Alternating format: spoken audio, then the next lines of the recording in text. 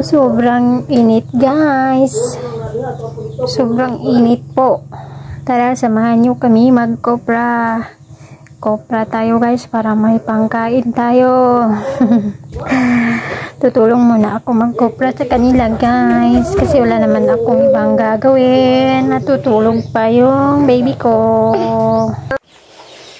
Ganito po kahirap ang buhay namin dito sa probinsya po. Kailangan talagang kumayod para makakain. Oo nga, hindi naman lahat bibilin dito pagka sa probinsya tayo. Pero kailangan pa din talaga magsikap. Kasi lalo na ngayon, sobrang mahal na ng bigas. Isang hapsak 1,000, lapit na mag 1,500. Iba pa yung mga ulam, mga gulay, sobrang mahal na. Naku po, kailangan na talagang kayanin kung ano yung dapat trabahuin dito. Gulang tayo guys, hindi dito sa probinsya. Grabe, sobrang hirap ng mga trabaho dito guys. Sobrang init pa. Sobrang bigat. Mas maganda pa nga yung nasa city kasi nasa loob ka lang ng aircon. Nagtatrabaho, hindi ka ma-pressure. Pero pag dito ka sa probinsya, kayad ka talaga kahit anong trabaho. Kakayanin mo kahit mabigat, mainit. Laban lang, ganyan talaga ang buhay, mahirap. At lalong-lalo na pag laking probinsya tayo, pag dito tayo nabubuhay sa probinsya,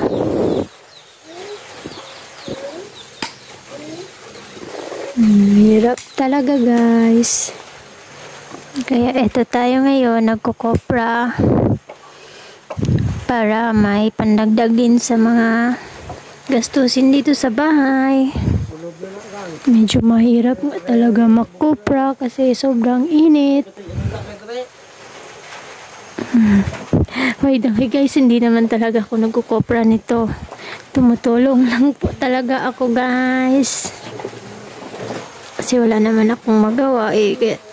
Tumutulong na lang ako sa kanila. Tulog naman din yung baby ko. Tulong-tulong din pag may time. Mabuhay po yung mga taga-probinsya na hindi sumusuko kahit anumang bigat ng trabaho. Kinakaya para mabuhay. Laking probinsya po tayo guys. Yeah, go lang tayo. Go with the flow. Sobrang mahal na pala ng bigas ngayon guys.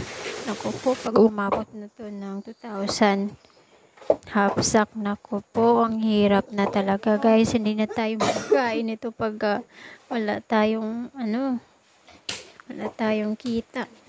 Lalong-lalo na dito sa probinsya, hirap ang kita dito guys. Pahirapan tayo dito guys. Lalo na pagka mag-rubber topper tayo guys, naku po. Sobrang baba pa naman ang presyo ng mga ngayon. Mga rubber. Tsaka kopra din, mababa din.